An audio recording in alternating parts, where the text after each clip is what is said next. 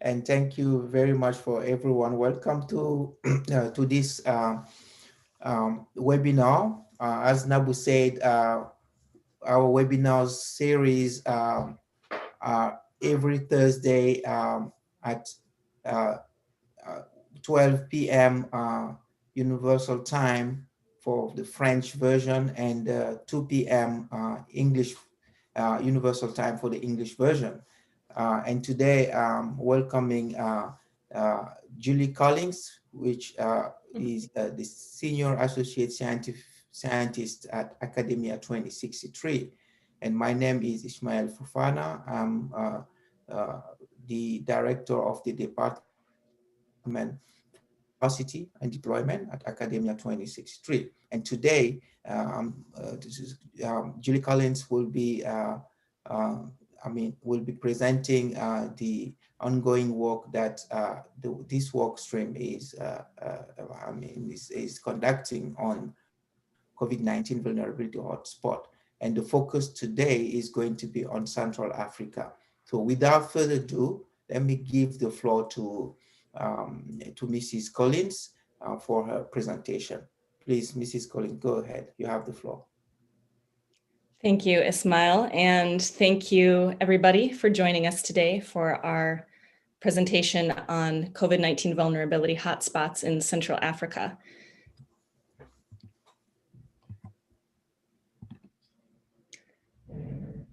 Today, I'm going to be talking first a little bit about why we decided to do this work as part of Academia 2063's COVID-19 analysis, and also how we go about identifying the vulnerability hotspots in a country and a region.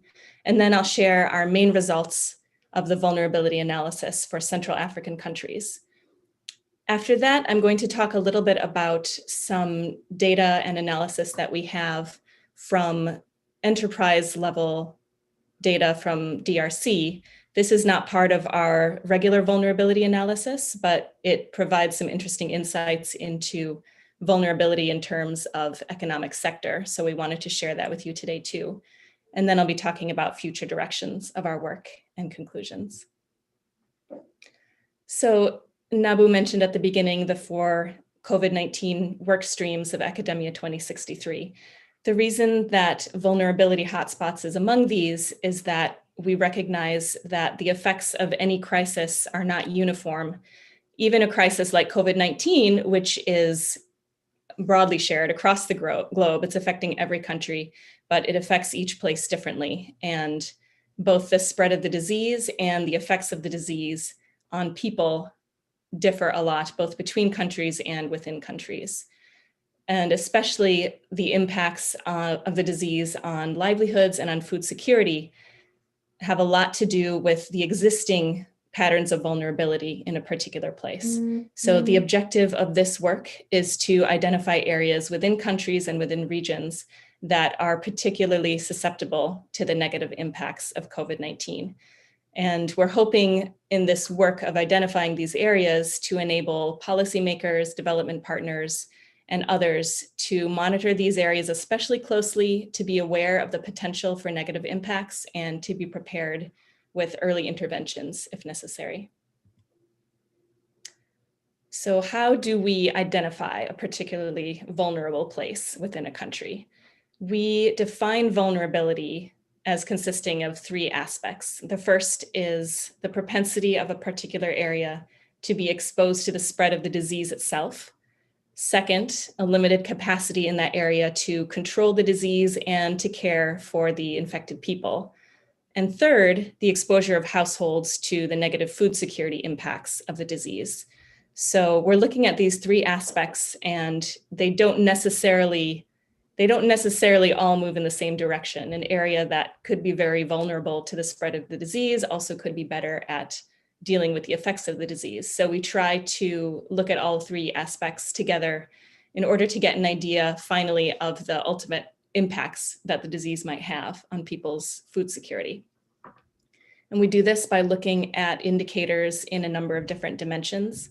Those are food security status and nutrition status, also disease prevalence, because of the importance of pre-existing conditions in the spread of COVID and the effects of COVID, access to health services, since this has a lot to do with an area's ability to respond to the medical effects of the disease. And we also look at the density of a particular area, since we know that for COVID-19 in particular, social distancing, proximity has a lot to do with how easily the disease spreads.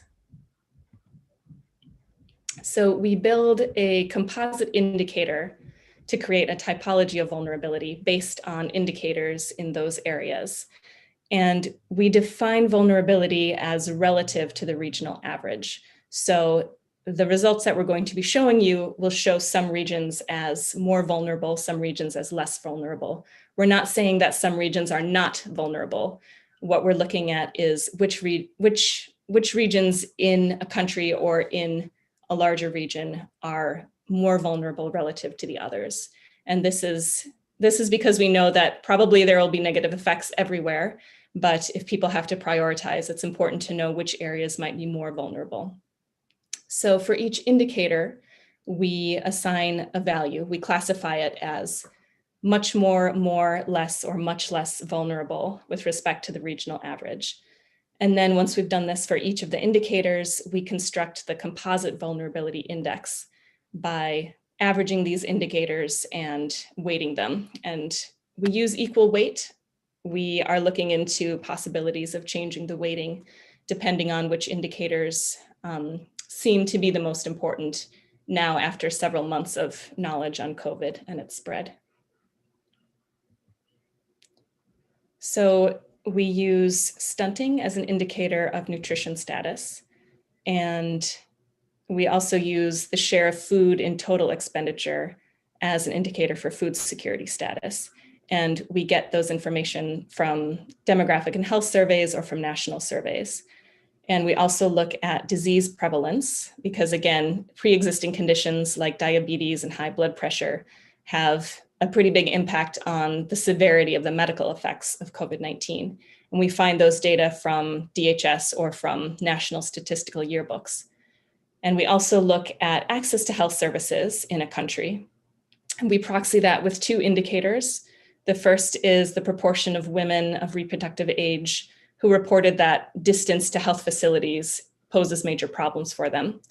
And the second is the proportion of women who reported that they got assistance from a medical professional during childbirth. And those data are also from DHS surveys. And finally, for our density measure, we don't use the kind of standard measure of population density, which is the population of an area divided by the region. We look at the population density of inhabited areas only. And we use information shared by an effort at Columbia University to try to calculate this high resolution population density data. So I'm going to share our results for the Central Africa vulnerability analysis. And as you can see, this map isn't exactly all of Central Africa. We were able to find the data that we needed for DRC, Cameroon, and Chad. And for the other Central African countries, we were able to find some indicators, but not enough to calculate the entire vulnerability index. So that's why we're only showing results for these three countries. We're still working to try to find more data for the remaining countries, and we hope to revisit this when we're able to add more of Central Africa.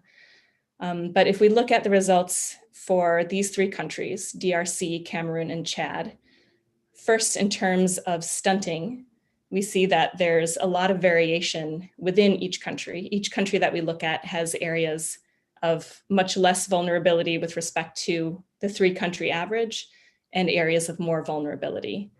And that said, Chad and DRC both have a lot of regions that have very high levels of stunting and high levels of vulnerability with respect to this indicator, especially in northern Chad and in eastern and central DRC. And Cameroon is less affected than the other two countries in terms of stunting, but it does have some areas with higher vulnerability. When we looked at the share of food in total expenditure, which is a measure of food insecurity, here there's still some variation within countries, but more of the variation is between countries in Central Africa. And we have, especially in DRC, a very large number of regions that have high levels of vulnerability, meaning high shares of food in total expenditures. It's interesting that we have some regions that are much less vulnerable. For example, the region of Tanganyika, which even though it's neighboring with regions of higher vulnerability, it is much less vulnerable compared to the regional average. So we have some differences within countries, but we see a lot of stark between country differences here. Our two indicators of access to healthcare, again, are the share of women who receive assistance from a medical professional during childcare, and the share of women who reported that distance to health facilities is a problem for them. And there's a lot of similarities between these two maps. Again, here, there's a lot of difference between countries, some difference within countries, but also we definitely see that Chad, and especially central and northern Chad, has much higher challenges of access to healthcare than Cameroon and DRC do. And southern Cameroon and several areas of DRC are much less vulnerable than the regional average in terms of access to healthcare. When we look at disease burden, again, on the left, we have the prevalence of diabetes, and on the right, the prevalence of high blood pressure. And here again, there's a lot of similarity between these two indicators of pre-existing conditions. And again, we have a lot of variation between countries, with some variation within countries. And here, it's especially Cameroon, and especially southern Cameroon, that has higher vulnerability with respect to pre-existing conditions, so higher shares of population with these diseases. And then we have a few pockets in Chad and in DRC of higher vulnerability in terms of diabetes and hypertension. And finally, we look at population density, and you might be surprised to see that northern Chad desert regions are classified as much more vulnerable. Again, this measure of population density looks at the population of inhabited areas only. So if there are completely empty areas in a region, they do not serve to lower the population density. This only looks at the density of inhabited areas. So a region that is rated as more vulnerable might have fewer people living outside the cities than other areas do. So here, again, Chad and some areas of DRC are much more vulnerable compared to the regional average, with Cameroon having relatively less density. So when we combine all of these indicators and calculate our composite indicator of vulnerability, we see that there's a lot of variation within countries.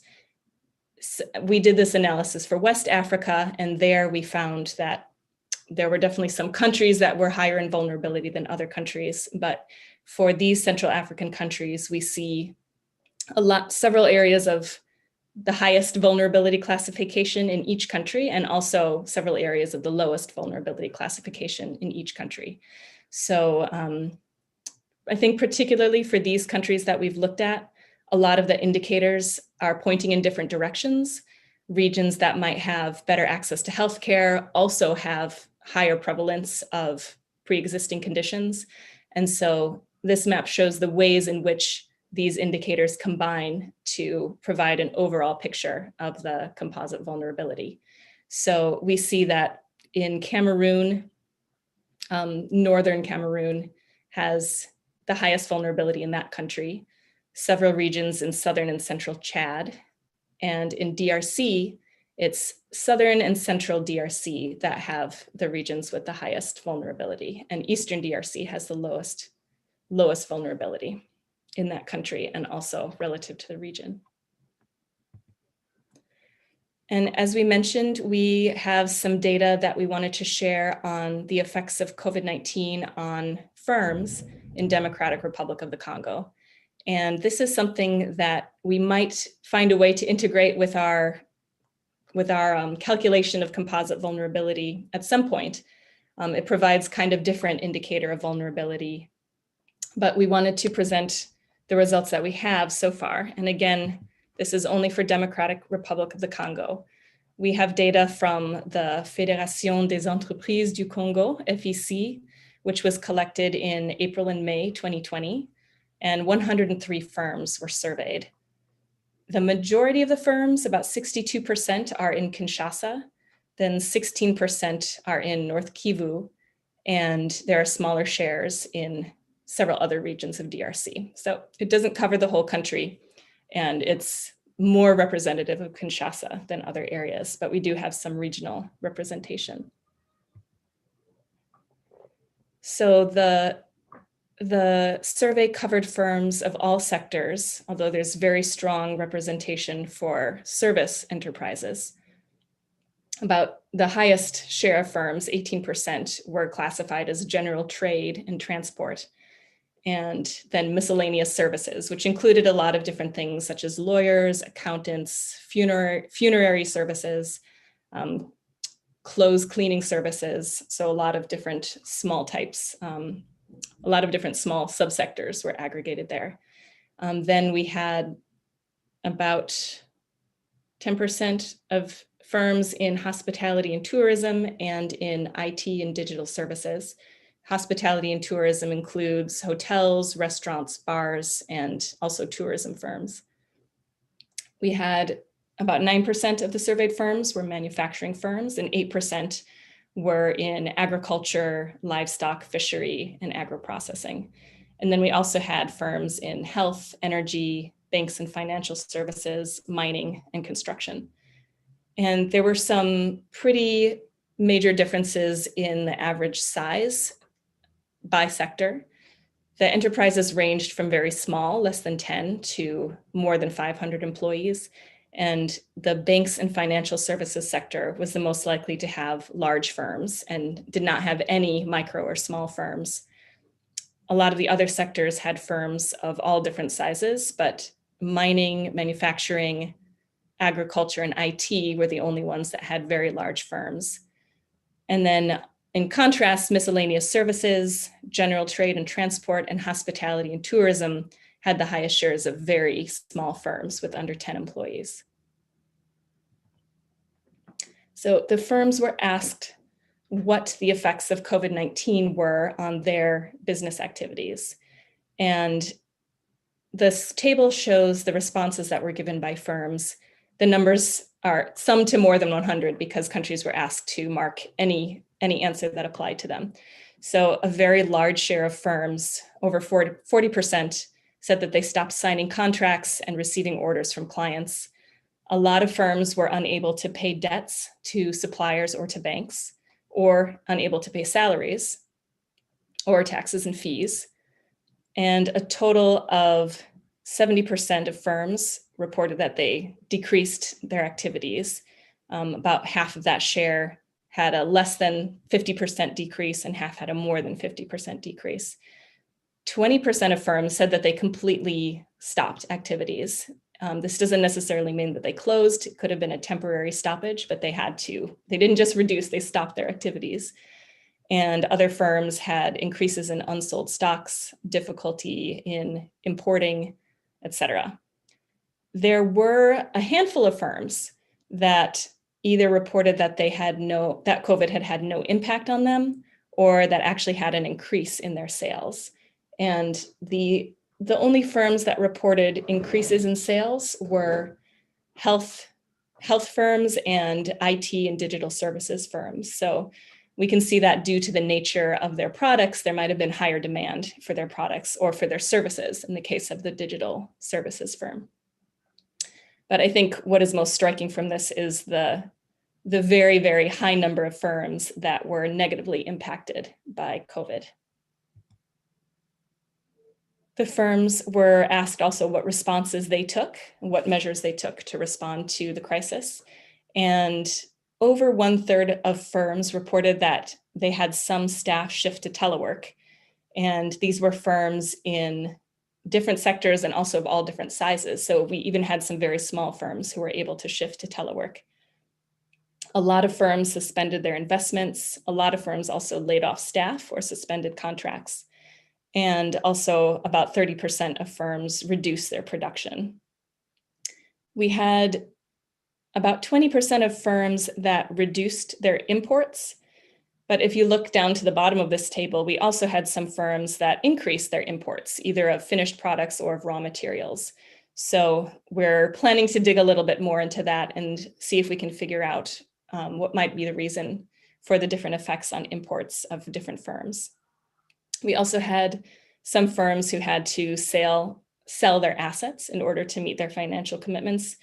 And also about 8% of firms said that they shifted to other activities in response to COVID. The firms were asked if they were able to retain their employees during the COVID period.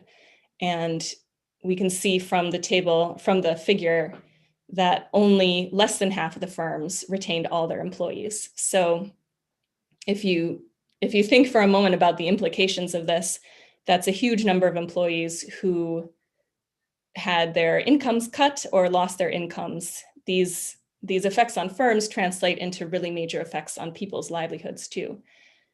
And when we look at the sectoral differences, there are some pretty striking differences. Mining and construction, 100% of the mining and construction firms retained all of their employees. And health, medical, and pharmacy firms and banks and financial services also mostly retained all of their employees. But on the other side of the coin, hospitality and tourism firms, about half of them closed. So all of their employees were laid off. Those that didn't close, the majority of them retained less than half of their employees. Energy firms, trade and transport firms, and manufacturing firms were also the most likely to say that they retain less than half of their employees. So this provides an indication of some of the sectors that were hardest hit by COVID and the employees in these sectors that would be the most vulnerable to losses of their livelihoods. And the firms were also asked to report what they estimated their losses due to COVID-19. And again, recall that this survey was done in April to May 2020. So it's a picture of financial losses at that particular time. And financial losses were expressed in proportion to firms' total annual revenues that they had received in 2019. So here we see there are some very major financial losses. A lot of firms reported losses of over 50% of their total annual revenues from 2019. Overall, we had about 20% of firms who reported fairly small losses. I guess the smallest category of losses, less than 10% of annual revenues. It still certainly could be a major loss, but about 20% of firms reported losses in that category. The remaining 80% of firms had larger losses, and over 10% of firms reported that they had lost more than 75% of their annual revenue from 2019. And we see that hospitality and tourism, again, was the very hardest hit sector in terms of financial losses, with well over 50% of firms reporting the highest losses of over 75% of 2019 revenues. Firms like mining, even though we saw on the previous slide that mining firms were able to retain all their employees, we also had a fairly sizable share of mining firms that reported really large financial losses. So it's possible that some firms, especially large firms, were able to retain their employees, but still suffered financial losses. And if we look at the effects on employment and on financial losses by size, we see that there are also some clear patterns with the size of firms. And what strikes me is that the largest firms were also badly affected. The largest firms were not completely insulated from the effects of COVID-19, but they were better able than smaller firms to retain their employees and also to avoid the largest financial losses. We did look a little bit at the interaction of sector and size. In hospitality and tourism firms, most of these firms were fairly small, but there were some larger firms in that sector. And at least in the case of that sector, large size did not protect them from the negative effects that accrued to firms in that sector. We had a lot of employment loss and a lot of financial loss, even among large firms in the hospitality and tourism sector. And finally, the firms were asked to talk about the kind of support that they would like to see from governments in order to restart their activities. And 3/4 of firms wanted to see reduced taxes from the government. Large shares also suggested a support fund for businesses affected by COVID-19 or for subsidies to businesses affected by COVID-19, but not as large as those advocating a reduction in taxes. And then about 43% of firms suggested facilitating access to bank credit. So we're continuing our vulnerability analysis, both for Central Africa and also for other regions. And we're always looking for ways to improve our analysis in order to find other interesting lessons that countries might want to know. So our first future plan is to continue looking for different data sources and indicators. As you saw, we were only able to cover a few Central African countries. We think it's very important to have data that reflects food expenditure and nutrition, and these data are pretty hard to find on a recent basis for a lot of countries, but we're going to keep looking for different indicators that might be available for more countries so that we can extend the analysis to the missing countries. We also are looking at constructing indicators on micronutrient deficiencies. So as of now, our nutrition indicator is stunting. And this is very important and very visible, but it also doesn't reflect hidden hunger, which can affect entire populations and which is another kind of nutrition insecurity, which affects people's lives. It could also affect their susceptibility to diseases like COVID. So we have some data on micronutrient deficiencies in different regions at the subnational level for some countries. And so we may be able to construct an indicator to be added to our vulnerability analysis that would take this hidden hunger, micronutrient deficiencies, into account. And finally, we also might be able to combine analysis of micronutrient deficiencies with price changes related to COVID-19 to try to tease out what are the effects on COVID of micronutrient consumption and what effects that might be on existing micronutrient deficiencies.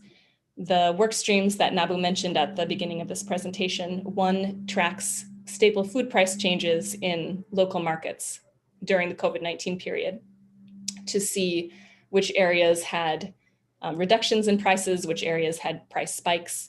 And based on these price changes, and when we have the data, we're able to look at what these price changes, what implications they have in terms of the demand and the consumption of micronutrients. And then we can look at what effects this might have on micronutrient deficiencies. And again, this is very data dependent, so we have to look and see which countries we might be able to do this for. In conclusion, we have all seen by now that the effects of COVID-19 are very different across regions of the world, across countries, but also within countries. And even though everybody is negatively affected, it's very important to prioritize the areas that have been the most severely affected.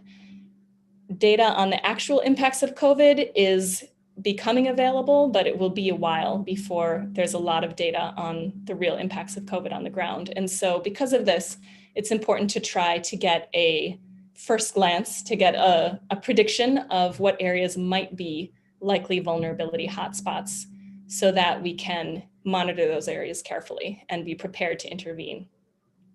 So we look at chronic vulnerability because that can really have a lot to do with how hard hit a country is, both by COVID-19 and also by the effects of the pandemic and by lockdowns on food security.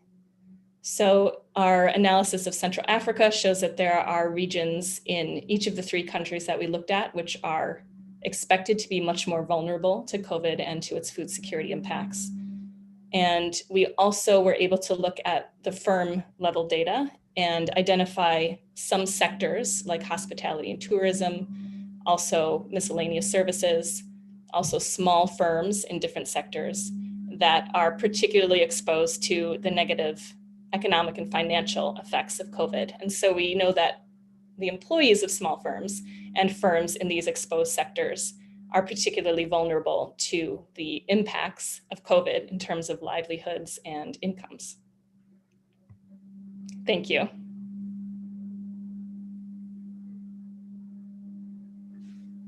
Thank you very much, Julie, for this presentation.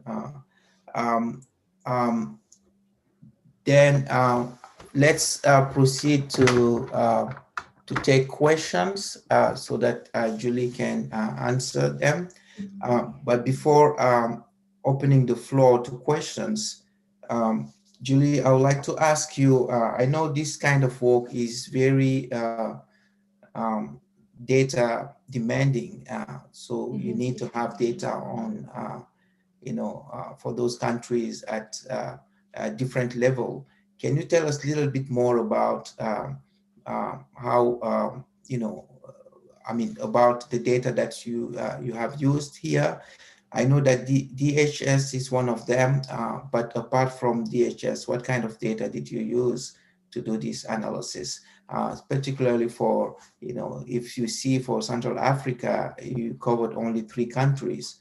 There are more countries in Central Africa there that need to be covered with this kind of study. And then knowing more about, the availability of data, we can have an idea of why the other countries has not been covered. Over to you. Thanks, Ismail. Yes, excellent question. And this was challenging in terms of data, of course. We would really hope to cover more than 3 countries, and we still hope to be able to cover more than 3 countries. But these 3 countries are the ones that had complete data and had recent data. We have data from 2018 DHS for Chad and Cameroon, and for 2017 from DRC. And we also had expenditure data to show the share of food in total expenditures. So the other countries of the region, they tend to have, most of them have DHS data, but it's from, I think it's from 2010 for Central African Republic, it's from 2012 for Gabon. It's getting a little bit old. And some of these countries don't have expenditure data. Others do have expenditure data that is either quite old from the early years of the 2000s or is not available. And there are a few countries that have data which is not publicly available, which we're going to work on seeing if we can get, where we'll be working with the RESACS nodes and with our contacts in the countries to try to contact people to ask them to share this data. In terms of the sources of data, maybe my colleague Leah can jump in if I miss something, but a lot of I think DHS was one of the main sources, and probably the second source was statistical yearbooks from the countries. So for example, for Chad, DHS data doesn't have the disease prevalence, but Chad had a statistical yearbook that recorded new cases of diabetes and hypertension by region. And we were able to disaggregate national level prevalencies into regional prevalencies, estimated regional prevalencies, using the breakdown of new cases in each region. Does anyone from, yeah, if anyone from the team wants to add anything, go on. Please do, but otherwise we can go on, I think. All right, thank you, Julie. Yes, talking about data, let me pick up one of the questions that is coming in the chat box. There is a question from Evaristo Mapedza, who is a senior researcher at the International Water Management Institute in Ghana. Thank you, sir, for your questions, and thank you for being here with us. He's asking, whether do you have gender disaggregated data for further, show vulnerability by gender across the study in the region and countries? Thank you, Okay. sir, for your question. Yeah, thank you for that question. That's a really good question. And so I'm going to answer, but then I think I'll ask my teammates who have done a little more of the data collection work to jump in also and say anything that I've missed. I think probably for most of the indicators, gender disaggregated data would be available. The share of food expenditure and total expenditures would be at the household level. So that wouldn't be gender disaggregated unless we wanted to look at the gender of the household head. But for several of the others, I think we could do gender disaggregated data. Our two proxies for health access are actually both specific to women. They're the share of women who live close to a health facility and the share of women who got assistance from a health professional during childbirth. So we could look in the DHS data and see what is available for men. I think that indicators like disease prevalence, I'm not sure if those would be available at a gender disaggregated level, but they could possibly be, and that would be very interesting. I think that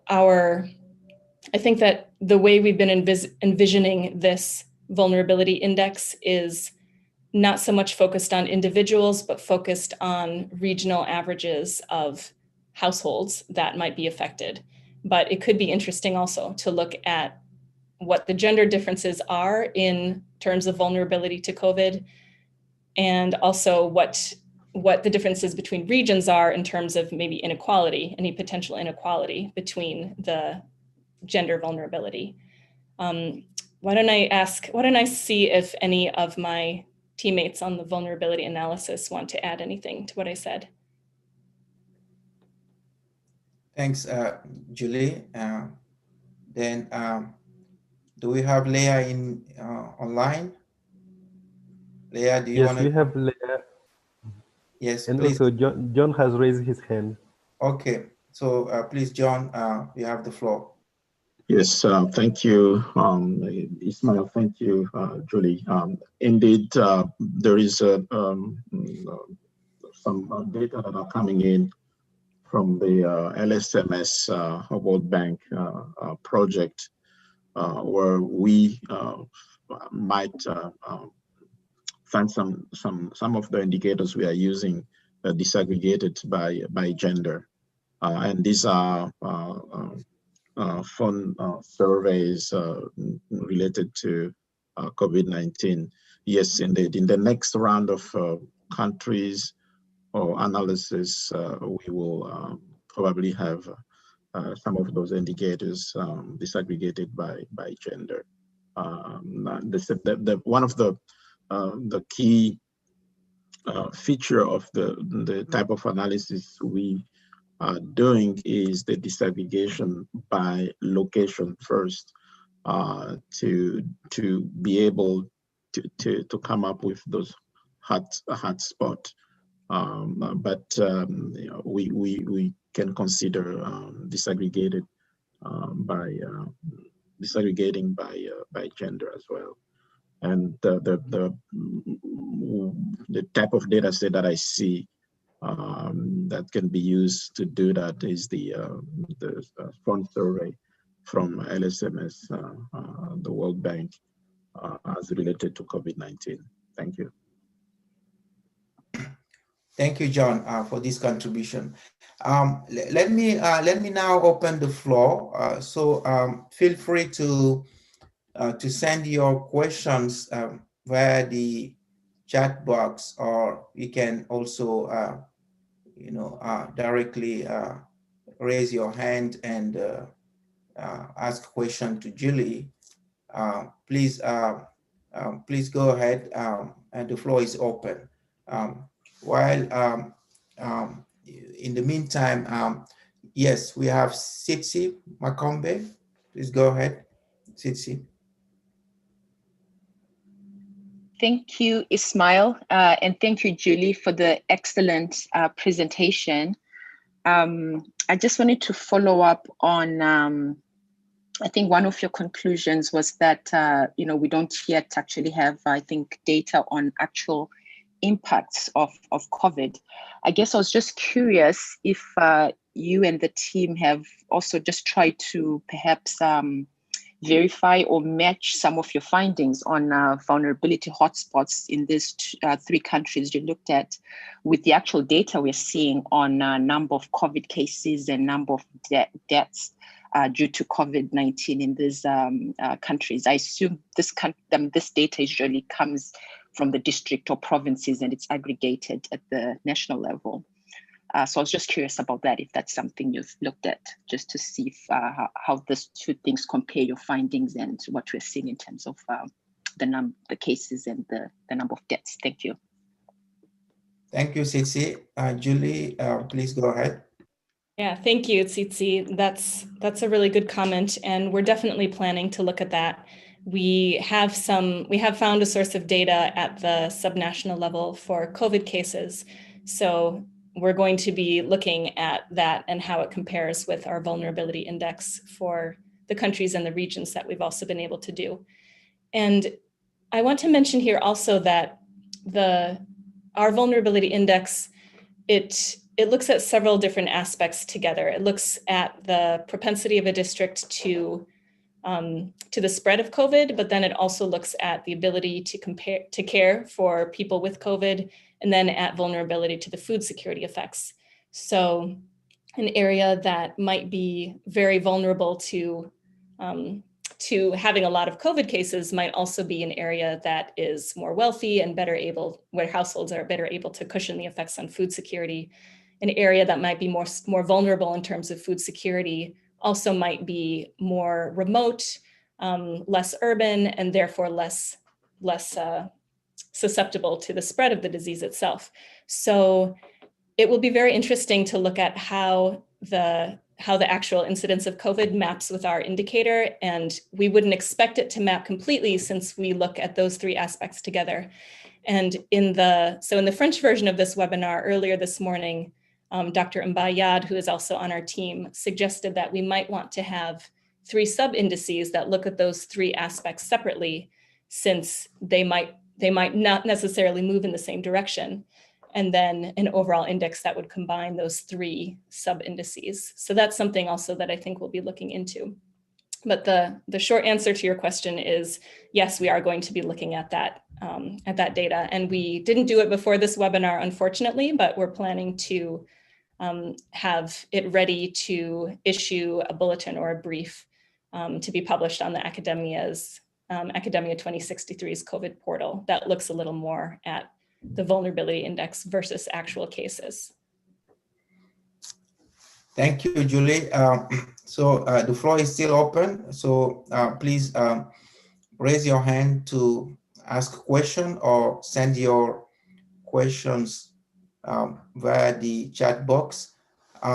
Julie, I really, that enterprise survey is very interesting, So I just wanted to have your perspective on how do you connect that enterprise survey to the vulnerability analysis? Thanks. Yeah, good question. I will try to answer, and then I think I might see if John has something to add to that. When I'm thinking about this, I think in an ideal world with all the data we needed, we would be able to look at the breakdown of employment or economic activity in different areas to see which areas might be more dependent on things like hospitality and tourism. And that would give a clear indication that areas like that are more economically vulnerable to the effects of COVID. So if we had the data, then I think it would be interesting to add an indicator on economic vulnerability and to use this survey as an indication of which areas are more economically vulnerable that we could then, which sectors are more economically vulnerable that we could then use to try to figure out which areas are more vulnerable based on their kind of economic landscape and the breakdown of employment. How possible this is in terms of data, I don't know. We haven't looked yet, and I would think it would probably be very difficult. But part of me wonders if it's something that we could do, at least for large cities. Maybe we could have an index that just looks at different urban areas and tries to do something in terms of which areas might be more economically vulnerable to the effects of COVID and the lockdowns. Why don't I stop there and see if John or if anybody else from the team wants to add anything? Yeah, thank you very much, Julie. I think that's a good answer. Sure. The household survey that you're using most of have also models on employment. So employment by sector will give you that kind of information. You got at least as far as the DRC is concerned, you have evidence on how different sectors has been impacted. So basically, that kind of information will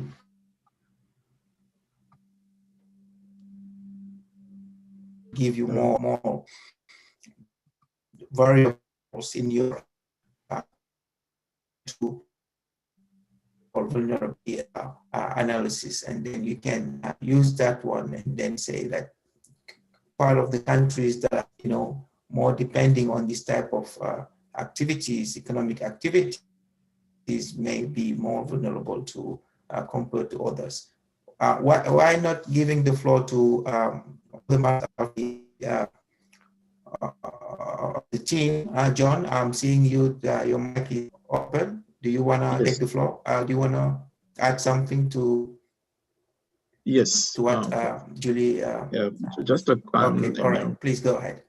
Yeah, just to add to what Julie and yourself said, in among the vulnerability indicators we are using, we have something like food expenditure, which is a function of both price and income. And on using the enterprise, the impact of COVID on enterprise, we can track the change. We can link that with the change in household income, which will affect access to food, access to health services. So that's one link, a strong link between the impact of COVID on enterprises and your household vulnerability. Of course, the other one is the loss of employment, which is linked again to loss of income and loss of capacity to access those key services, including health and food that are needed to withstand a health shock like COVID-19. So that's the type of bridges that we in the future would like to clearly establish between the whole vulnerability analysis, in addition to the impact on businesses, enterprises, and even impact along the food value chain. That we have some data that we collected in Eastern DRC on the impact, actual impact of COVID-19 on food value chain, which then we can link again to the vulnerability analysis. Thank you. All right. Thank you, John, for that contribution. Questions, comments on this Julie's presentation? The floor is open. You have the chat box to send your to tape your questions, or you can raise directly your hand to ask questions to Julie. Julie,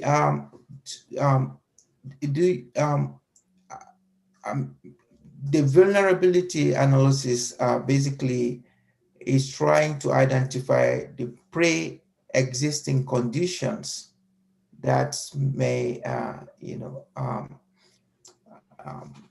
that can help to say that this community or this part of the country is more vulnerable to the other. Basically, then the preconditions,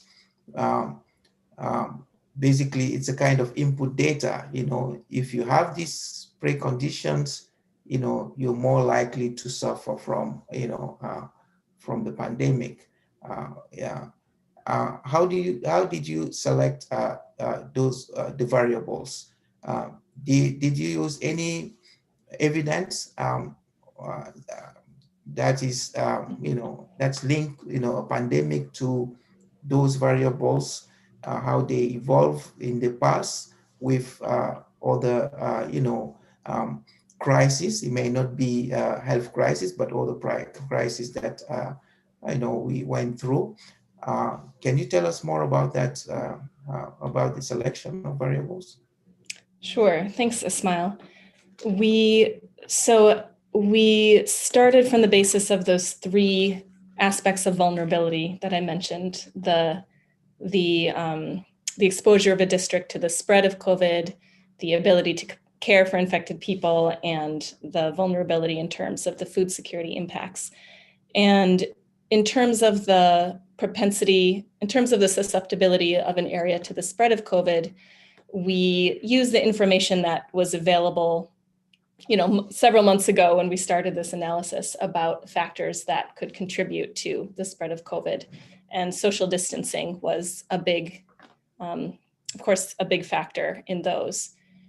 So in this presentation, we don't have data on things like hand washing and on age composition. Those data weren't available. For some other areas that we've done the vulnerability analysis for, we do use those data. And again, those were based on the very early evidence about factors that contributed to the spread of COVID. And Dr. Yad also mentioned in the French version of this webinar earlier that with more data emerging on the factors that contribute to the spread of COVID, things like hand washing might appear to be less important than they appear to be originally. Things like age composition and density do appear to be extremely important. And it's been speculated that one of the reasons that Africa has been less hard hit in terms of mortality might be because people spend more time outside. There's just less crowding in terms of indoor places in the city. And so population density might be something that we want to weight a little bit more in our analyses going forward. In terms of the variables that we used for the ability of an area to care for people, we looked at evidence on pre-existing conditions and their contributions to complications from COVID and to mortality from COVID. And diabetes and hypertension are among the conditions that are known to lead to further complications from COVID, and also are the conditions that we were able to find data on. So that's why we use those. For health access, we chose indicators that we thought were a good proxy to access to healthcare in a particular area. And then for food security and nutrition, we chose stunting as a nutrition indicator because it is more durable than some other potential nutrition indicators. It doesn't change seasonally like some indicators, like some weight for age indicators might be. So stunting is generally considered to be an indicator of chronic food insecurity or chronic nutrition insecurity, and that's why we chose that indicator. COVID is similar to other shocks in some ways, but is also has some different characteristics. So we use the evidence that was available, but we also did our best to try to try to choose indicators that we thought would have something to do with the susceptibility of an area to COVID. So we're definitely going to continue trying to review these indicators and see if there are different indicators that we might want to substitute.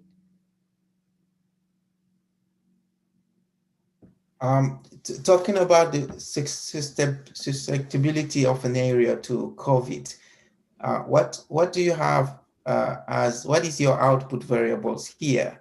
Are you looking at the mortality because it will also impact your have an impact on the input variables that you are using and to in your vulnerability analysis? Is it the mortality, or is it the number of infected people, or is it, I mean, are you combining both? I think both the number of infected and mortality rates would be important. The number of infected people would be an indicator of how susceptible an area is to the spread of COVID, to the presence of the disease itself. And mortality rates would be an indicator of the ability of an area to care for the people with COVID.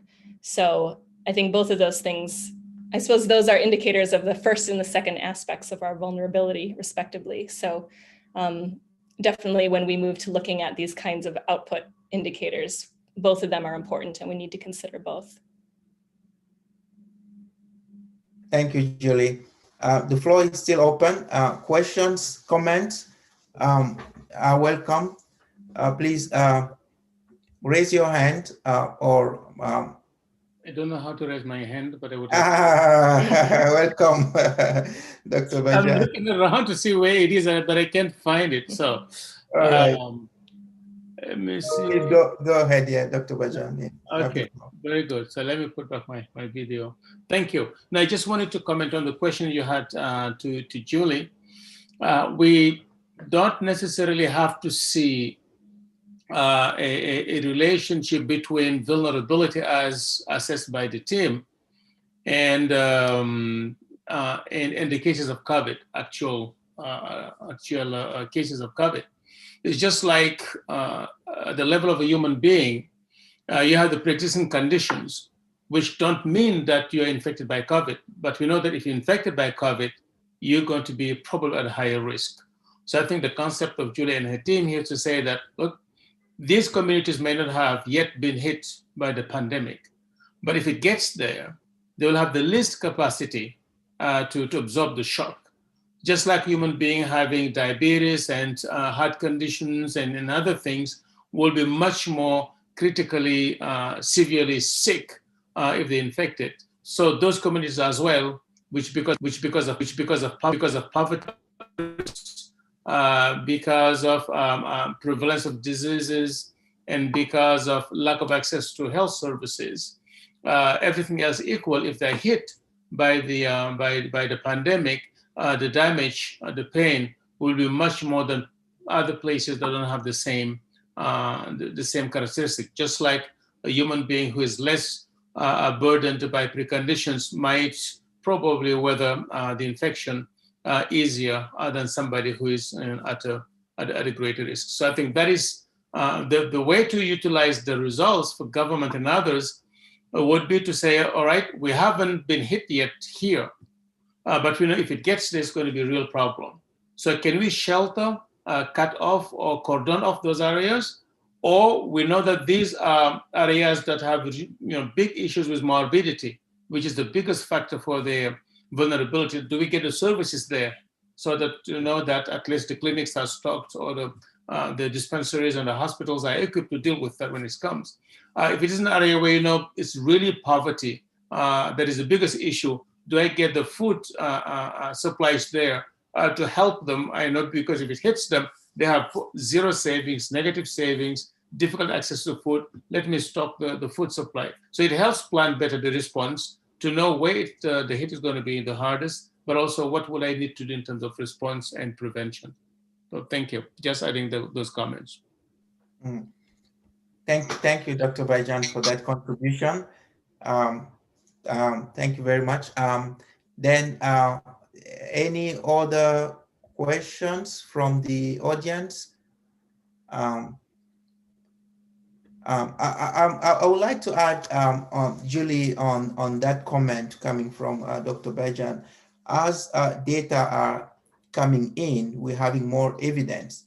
Don't you think that further analysis linking in the outcome, how communities has been impacted with those variables, input variables that you use to analyze the preconditions of the populations, and their vulnerability to the disease, because that will prepare for future,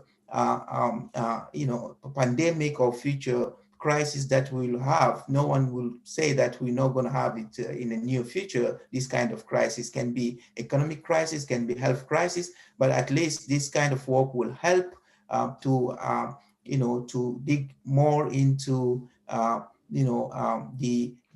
those preconditions that may expose any communities to this kind of crisis. So my question is, building on what you have done already and adding, evidence that is coming out there, don't you think that it will be further analysis linking input to output, or linking your your variables to what have been observed on the ground will be helpful? Over to you, Julie. Sure. Yeah, thank you for the question. And yeah, you're absolutely right. That's very important to try to link what we expect in terms of vulnerability with what the actual outcomes are on the ground. And this is how we can draw the most valuable lessons from this for future crises. So one of the things that we are planning to do going forward is to try to approximate GDP changes, economic changes at the subnational level, and link them to vulnerability. And we've just started this. It's still very much in progress, but it's going to be a priority going forward. We're planning to try to use nighttime light data as a way to disaggregate national GDP to regions, to districts or regions. And then we'll look at vulnerability as an explanatory variable to see what effect it has on GDP at the regional level. And when I say regional, I mean within a country. So in some cases, we might be able to use our vulnerability indices. And in other cases, we can use work that others have done on vulnerability. There's a think tank called the Sergo Foundation that we have been engaging with, who has another vulnerability index for Africa. And they were able to cover most African countries. Their methodology is a little different from ours, and their indicators are a little different from ours. And we do think our indicators are important. We want to keep moving forward with our analysis for the countries that have those data. But in order to try to do this analysis for a large number of countries, it would be very helpful to have some vulnerability data that covers the whole continent. So we're going to be looking at working with them to use their vulnerability data with nighttime light data to try to link vulnerability to outcomes. And then there also might be other ways to do this going forward using our vulnerability index too. I don't know if John is still online. I don't think he is, but he can add. If he is, he could add something if I've left something out there. All right, thank you, Julie. Any contribution to what Julie has said about vulnerability and the input that they are using, input variables, or any other questions coming from the audience? Please feel free to raise your hands or to type your questions on the chat, in the chat box. And Julie, you started to talk about West Africa, that to compare West Africa to Central Africa. Can you tell us more about how do you compare different regions if you have done it in other regions? Started to talk about West Africa, so it's good to know how West Africa is compared to Central Africa. But if you have done it in other regions of Africa, can you bring that perspective also to see to Sure. get more? Yeah, please go ahead. Yeah, sure. So let me start by saying that we have done this analysis at a regional level for West Africa. Again, not able to cover all West African countries, but the majority of West African countries. And our RISACS coordinators in Eastern Africa are also working on doing similar analysis for East Africa.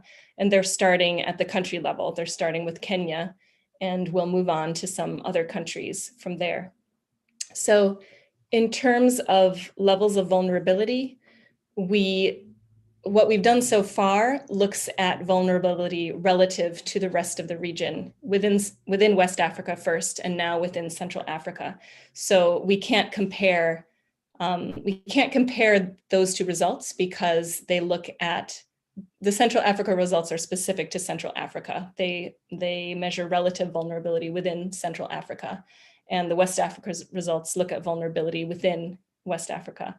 We could think about doing a combined, in fact, we probably should think about doing a combined analysis with Western and Central Africa to see what that would look like in terms of the relative vulnerability of regions within DRC, for example, and regions within Ghana, for example. But in terms of comparison, so we can't compare the levels of vulnerability, but we can compare the kind of dispersion that we see across the regions. And I think the comparison that I had noticed was that in our Western Africa analysis, we could definitely say that Burkina Faso and Niger have much higher levels of vulnerability than other West African countries, and that Senegal and Western Mali had the lowest levels of vulnerability.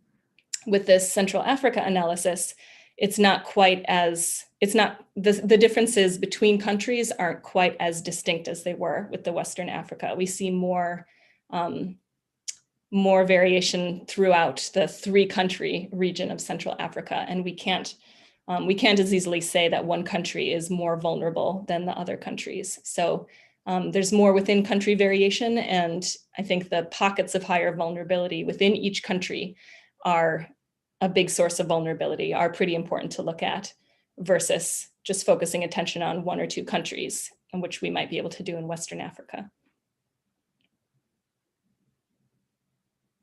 All right, thank you, Julie.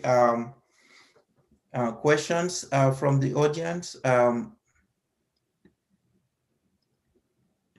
Please feel free to ask your question, to raise your hand and ask your questions, or you can type it on in the chat box. Thanks, Julie, for that the answer. I think it will be interesting to bring together those different countries that you have, for which you have this, you have data available, and you have been able to carry out this type of analysis, and then to see a little bit, to draw on lessons, for how different regions, are affected. Can you tell us more about future plans? How do you, what is next? Thank you. Thanks.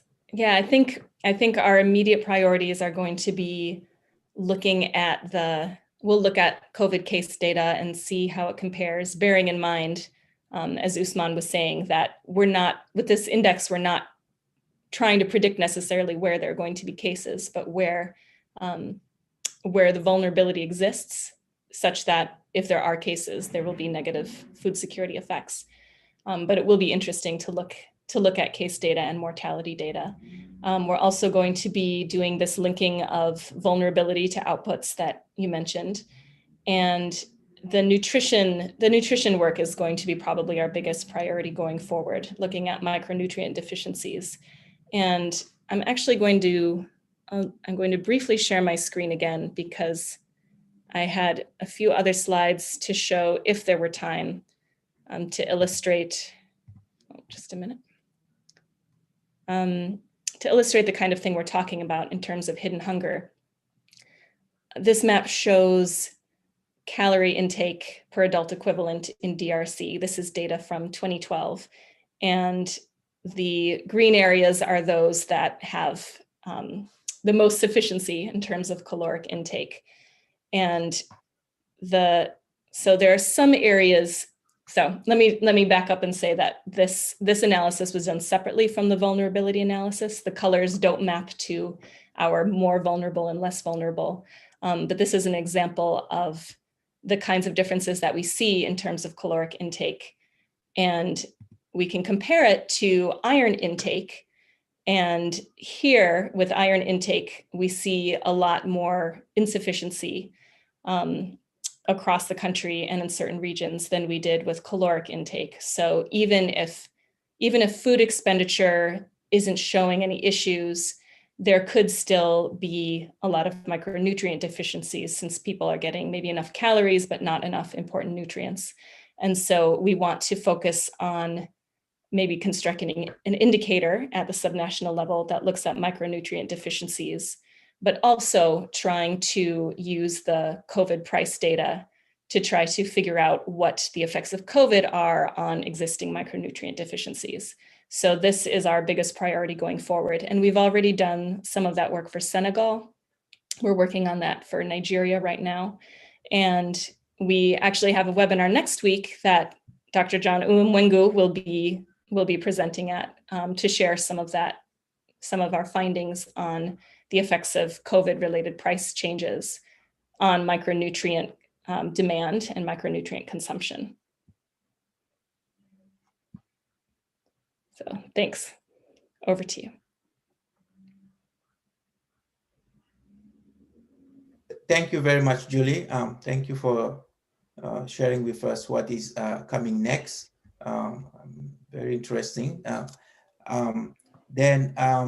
If there is any questions from the audience, let me give the floor to my colleagues, Nabu, to share with us, if there is any information you want to share with the audience before we end the meeting. Nabu, please, the floor is yours. Thank you, Ismail, and thank you, Julie, and congratulations for the great presentation. As Julie has mentioned, next week on Thursday, we will have a webinar on community-level dietary impact of the COVID-19 pandemic. It's going to be presented by Dr. John Umwengu and moderated by Dr. Ousmane Badiane. Bearing in mind that it's Thanksgiving in the US next week, but we hope that our audiences from Africa and Europe will be with us. The English session will start at 2 p.m. and closes at 3:30. And for everyone else speaking French, we are expecting you at 12 p.m. GMT, and we will end it at 1:30. That's it on our side. We have shared all of the links from the COVID-19 portals that pertains to the work that Julie and team are doing on the Vulnerability Hotspot work stream. So yeah, I'll stop here. Thank you, moderator, and thanks, Julie. Thank you, Nabu, thank you very much, Julie, for this excellent presentation and also answering different questions. I would like to thank the audience for your time and for your contribution to this webinar. Our webinar series, just to remind you, is every Thursday at 12 p.m. Universal Time in French and 2 p.m. Universal Time in English. And more information on Academia 2063 work streams are available on www.academia.org. Thank you very much for your time, and bye for now.